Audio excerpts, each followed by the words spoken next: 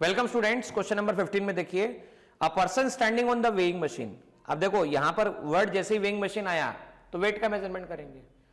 तो बेटा मैं इन शॉर्ट इस प्रॉब्लम को सॉल्व करने के लिए बता रहा हूं। वैसे तो वेइंग मशीन के बारे में और स्प्रिंग बैलेंस के बारे में मैंने डिटेल एक वीडियो में डिस्कशन किया हुआ है कि वेइंग मशीन का कंसेप्ट क्या होता है, स्प्रिंग बैलेंस क्या होता है। पर यहां पे मैं एक ही बात बोलूंगा, इस प्रॉब्लम को जब आप देख रहे हैं तो मुझे पूरा भरोसा है कि आप वेइंग मशीन का कंसेप्ट जानते हैं और स्प्रिंग बैलेंस का कंसेप्ट भी जानते हैं। नहीं जानते होंगे तो आप इस प्रॉब्लम को हाथ मत लगाइए। और हां, डिटेल में पढ़ना है तो प्लेलिस्ट में जाके, न्यूटन लॉज ऑफ मोशन की प्लेलिस्ट में जाके आपको देखना होगा स्प्रिंग बैलेंस और वेइंग मशीन के बारे में। लेकिन इन शॉर्ट इस प्रॉब्लम को समझने के नजरिए से मेरी दो बातें सफिशिएंट है। पहला यह कि वेइंग मशीन का जब भी प्रॉब्लम आए तो नॉर्मल की वैल्यू निकालना। वापस सुन लो क्या बोल रहा हूं, वेइंग मशीन का प्रॉब्लम आए जब भी तो नॉर्मल की वैल्यू निकालना, पहली बात यह ध्यान रखना, बराबर है। तो वेइंग मशीन बोला मतलब नॉर्मल निकालना है। तो आपको क्या बोला गया है, elevator start going up with some acceleration, move with uniform velocity for a while and finally decelerate to stops.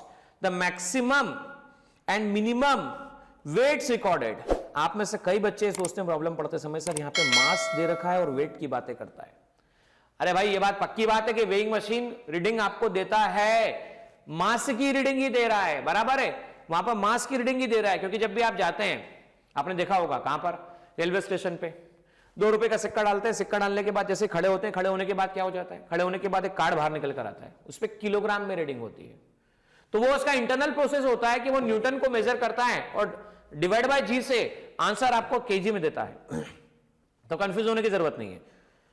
Assume that the magnitude of acceleration and deceleration are the same. Find the true weight of the person and the magnitude of acceleration. Magnitude of acceleration. Take g equal to 9.9 meter per second square. तो आपको यहां पर यह बात बतानी है, a बताना है, मैग्नीट्यूड बताना है और ट्रू वेट बताना है। मैक्सिमम मिनिमम वेट जो रिकॉर्डेड है वो 70 केजी के करस्पॉन्डिंग है, 60 केजी के करस्पॉन्डिंग है। तो चलिए बोर्ड पर और सीखिए इस प्रॉब्लम। देखो स्टूडेंट्स, यहां पर क्या कहा गया है, एम मास का ऑब्जेक्ट, एलिवेटर अपवर्ड जा रहा है। अपवर्ड जाते समय पहले बटन जैसे बिल्कुल वैसा ही होता है जैसे कि आप सिनेमा मॉल में जा रहे होते हैं, किसी मॉल में जा रहे होते हैं, अंदर खड़े होते हैं एलिवेटर के अंदर, बटन प्रेस करते हैं। तो बटन प्रेस करने के बाद क्या होता है, बोले सर पहले तो हम बताते हैं कि कहां पे जाना है। तो मान लो 4th फ्लोर पे जाना है, आपने बटन 4 प्रेस किया। अब एलिवेटर क्या वहीं खड़ा रहता है, बोले नहीं सर, स्टार्ट होना शुरू होता है।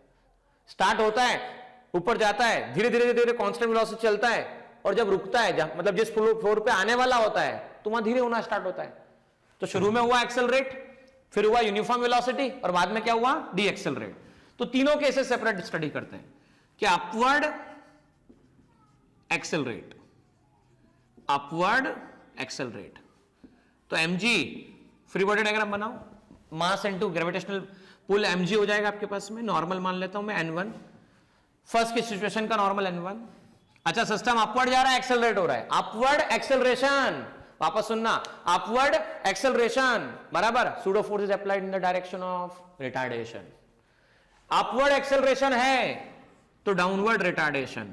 तो normal n1 equal to mg plus pseudo force, ये आ गया mg प्लस a।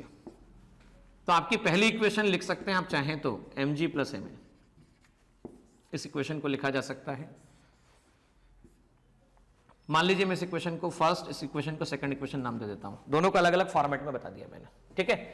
अब दूसरा केस क्या है, जब वो कांस्टेंट वेलोसिटी से जाता है, अपवर्ड तो जा रहा है लेकिन वेलोसिटी कांस्टेंट है। और मैं पहले भी कह चुका हूं, rate of change of velocity is called, rate of change of velocity is called what, acceleration. तो एक्सेलरेशन आ गया आपके पास में 0, rate of change of velocity acceleration is 0। तो सूडो फोर्स कैसे निकालेंगे, तो सूडो फोर्स आ जाएगा mass into acceleration of system, pseudo force 0। तो mg डाउनवर्ड, नॉर्मल n2 मान लेता हूं अपवर्ड। तो इस केस में यूनिफॉर्म वेलोसिटी के केस में n2 इक्वल टू mg आता है आपके पास में। अच्छा, तीसरा केस क्या, जा तो अपवर्ड रहा है लेकिन डी एक्सेलरेट हो रहा है। तो हे अपवर्ड और एक्सेलरेट नहीं हो रहा है, डी एक्सेलरेट हो रहा है। अच्छा, अपवर्ड है और डी एक्सेलरेट है, बराबर है। तो mg gravitational pull downward, normal n3 upward. अच्छा, आप क्या हो रहा है, एक्सेलरेट या डी एक्सेलरेट, तो upward deceleration. Deceleration मतलब रिटार्डेशन, और बोल चुका हूं pseudo force is applied in the direction of retardation. तो अपवर्ड डी एक्सेलरेशन, तो सूडो फोर्स भी Fs ऊपर ही लगने वाला है, तो आप लिख सकते हैं N3 plus Fs equal to mg, तो आप लिख सकते हैं N3 equal to mg minus Fs।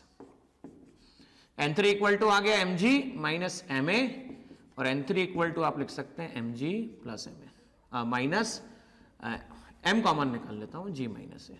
अब थोड़ा समझना बेटा, इसे कहता हूं इक्वेशन नंबर 3, इसे कहता हूं इक्वेशन नंबर 4।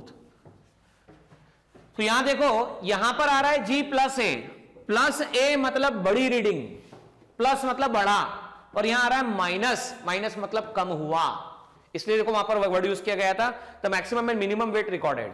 तो मैक्सिमम मतलब क्या, N1 मतलब क्या, mg प्लस ए। मिनिमम मतलब क्या, बोले सर N3, बोलो कितना, बोले sir simple mg minus a. तो m से m कैंसिल कर दो, N1 N2 की रीडिंग क्या दे रखी है 72/60, चेक कर लो 72/60, ये आ गया g प्लस ए, ये आ गया g माइनस ए। बड़े इंटेलिजेंट स्टूडेंट हो आप।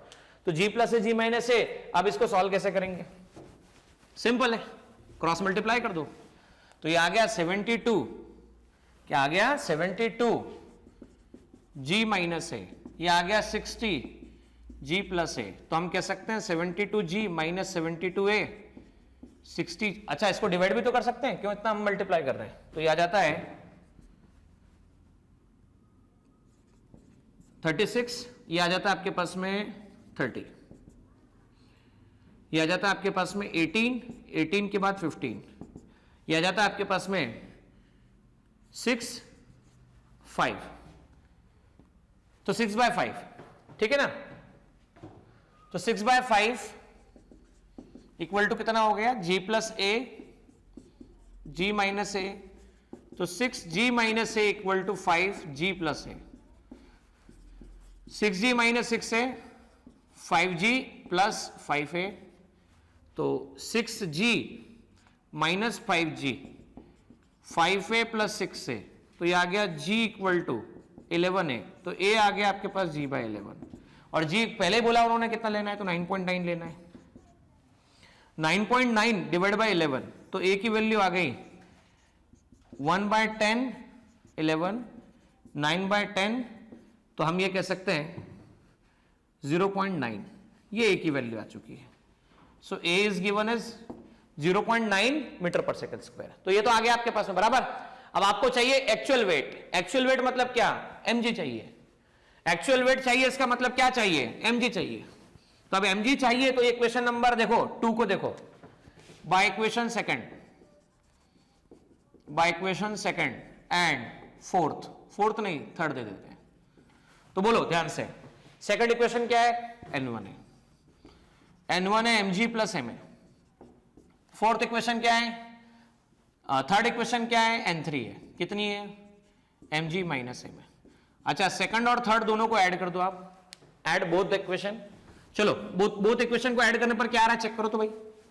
बोथ इक्वेशन को ऐड करने पर आपको एक बात यहां पे मिल रही है, क्या मिल रही है, देखो ध्यान से, N1 plus N3 mg plus ma mg minus ma, ये कैंसिलेशन हुआ, तो N1 plus M3 twice mg, जो ही हमारा रियल वेट है, तो N1 plus N3 divide by 2 actual wait, तो ये था 72 प्लस 60 डिवाइड बाय 2, हम बात कर रहे हैं एक्चुअल वेट के बारे में, ये आ गया 2, 132 डिवाइड बाय 2, ये एक्चुअल वेट है, ठीक है।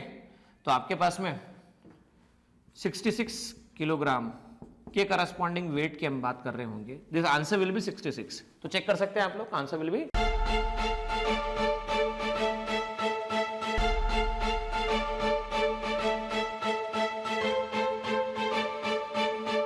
पुरोहित अकॅडमी, मेन ब्रांच प्रभात चौक, MJ कॉलेज रोड, लोकमान्य हॉस्पिटलच्या बाजूला, जळगाव, आणि पांडे क्लासेस जवळ, बंधन बँके शेजारी, ट्रॅफिक गार्डनच्या समोर, जळगाव।